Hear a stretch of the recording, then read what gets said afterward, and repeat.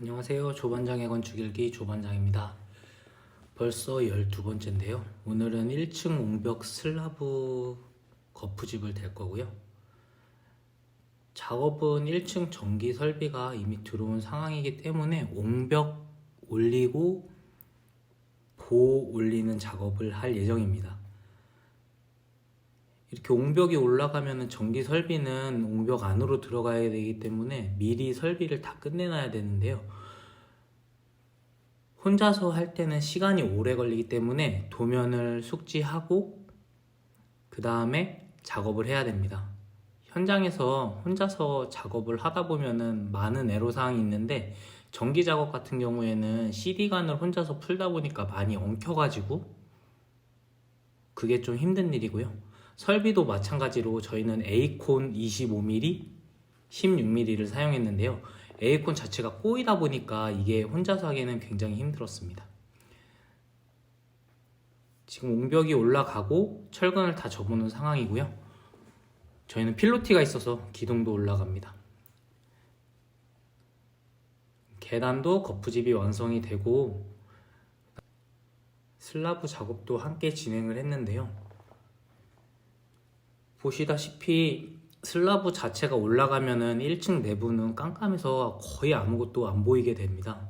그래서 창문 일부를 개구부를 열어놓고 글로 통행도 하기도 하고 빛을 받기도 합니다. 이렇게 슬라브에 합판을 대는 작업이 끝나면은 이제 그 다음에 철근이 올라가게 되는데요. 슬라브가 올라갈 때는 밑에 동바리로 세워줘야 되기 때문에 동바리 양도 많고요. 합판 자체는 쇠 합판을 써서 깨끗한 면이 나올 수 있었는데 1층이 올라가고 2층은 그걸 재활용해서 쓰기 때문에 2층 면이 고르지 못하다는 단점은 있습니다. 벽에서 올라오는 철근은 이음을 해야 되기 때문에 길게 1m 이상 빼준 상황이고요. 지금 보시다시피 슬라브 자체는 올라갔고 저희는 벽으로 설비관을 넣었습니다. 온수관도 2개가 올라오고요. 계단도 완성이 됐습니다. 이렇게 사진을 많이 찍어 놓으면 나중에 CD관이 묻혔을 때나 설비관에서 이상이 생겼을 때 수정하기가 그나마 좀 쉬운 편이고요.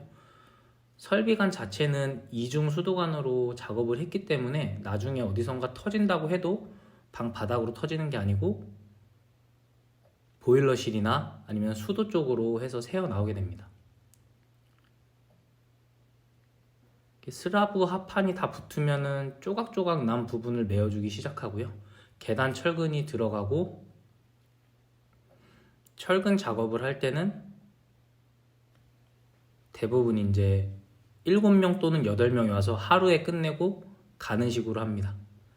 저희는 1층 처마도 있기 때문에 처마 부분까지 작업을 해야 되는데요. 처마 자체는 1m 정도 빼서 건축법 안에 들어가게 작업을 했습니다.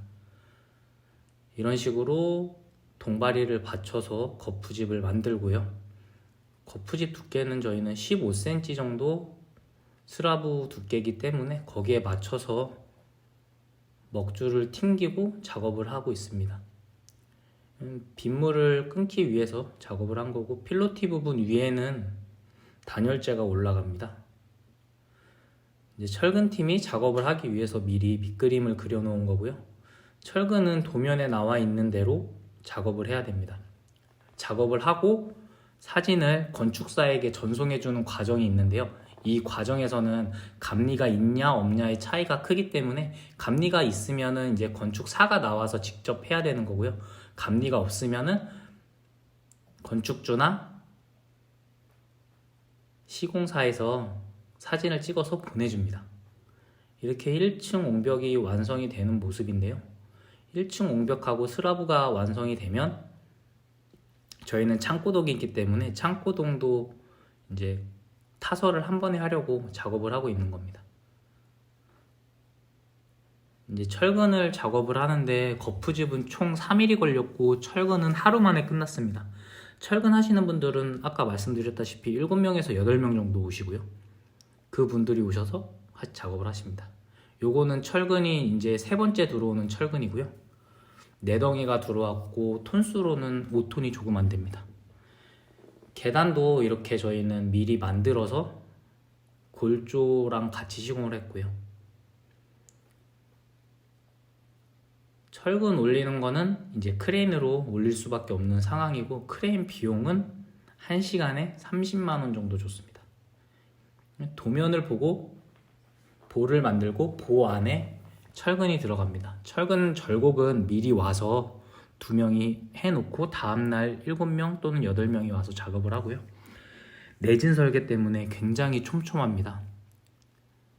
이렇게 촘촘하게 들어가면은 안전은 하겠지만 콘크리트 자체가 타설이 불량 나는 경우가 굉장히 많습니다. 콘크리트 타설 불량이 나지 않게 관리를 잘 해주고 바이브레이터도 잘 쳐줘야 됩니다. 너무 과하게 치면 또 안 되겠죠. 이렇게 사진이 많은 이유는 이 사진들이 다 건축사학에 넘어갑니다. 보이는 흙들, 돌들은 전부 다 치워줘야 균일한 천장면을 얻을 수 있고요. 새 합판을 썼기 때문에 깨끗하게 나옵니다. 계단도 도면에 맞게 작업을 해주고요. 이제 철근 작업이 끝나고 복배근이 들어가기 직전에 전기 작업을 하는데, 이것도 저 혼자 하다 보니까 아무래도 시간이 많이 걸려서 철근 하시는 분들과 많이 겹친 상황입니다. 지금도 보시면은 색깔이 다른 선들이 있는데, 이거는 TV선, 전기선, 스위치선 모두 다 다른 색깔을 사용하게 되고요. 설비 배관도 제가 직접 했기 때문에 이런 식으로 작업을 했습니다. 근데 저희가 1층에 보가 있기 때문에 밑으로 묻을 수가 없어서 보 위로 지나가서 화장실 바닥을 10cm 올렸습니다.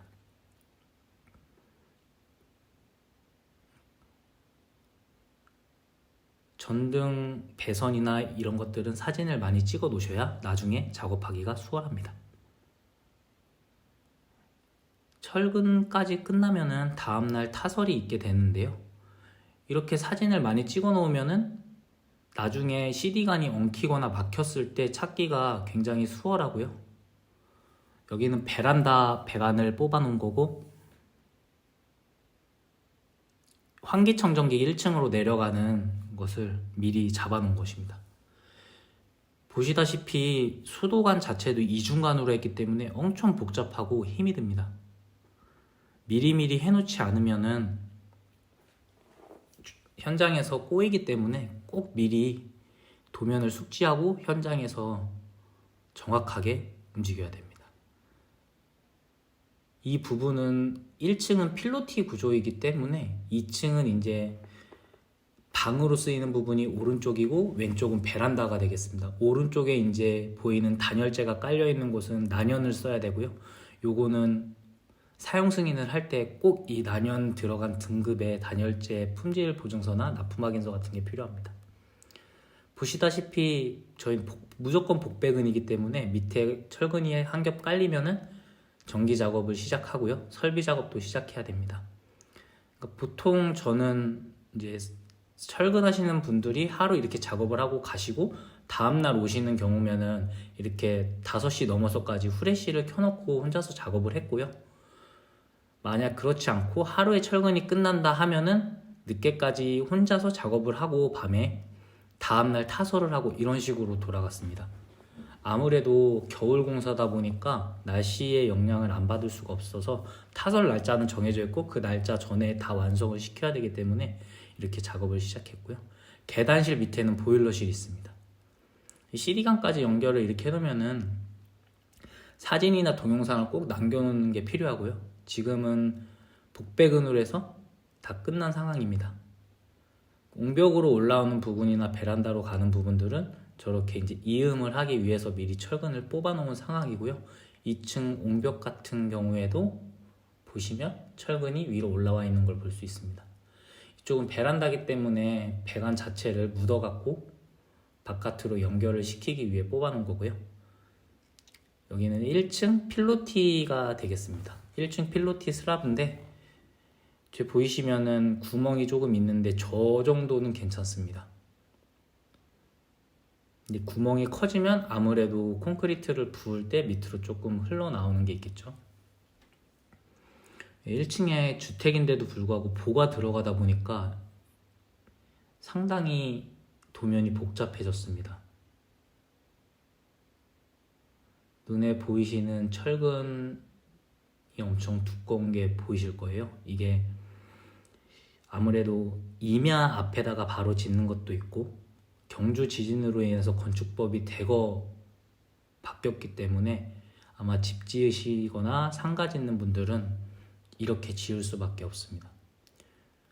사실 도심 지역에서는 감리가 있기 때문에 철근을 더 얇은 거나 이런 걸로 쓰기도 쉽지 않고요. 사실 저는 제가 살 집을 짓고 있는 거기 때문에 철근이 더 들어가면 더 튼튼하고 좋았지 덜 넣고 싶지는 않았어요. 그래서 저희는 철근이 거의 60톤 가까이 사용됐고요. 금액으로 따지면 5천만 원이 넘습니다.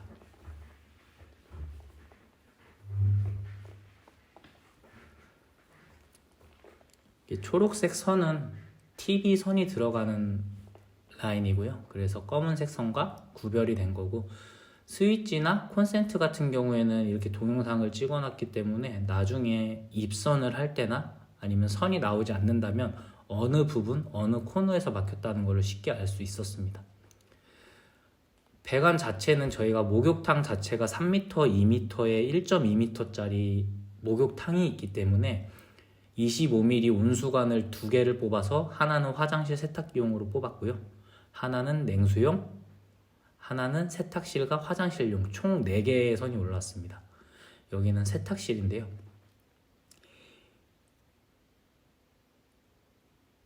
장비 자체는 대부분 디월트 거를 사용했기 때문에 크게 어려움은 없었고요. 계단실도 완성이 돼서 이렇게 총 5일 동안의 옹벽과 스라브 공사가 끝났고요. 그리고 이 다음날 타설을 무사히 마칠 수 있었습니다. 오늘도 시청해 주셔서 감사합니다.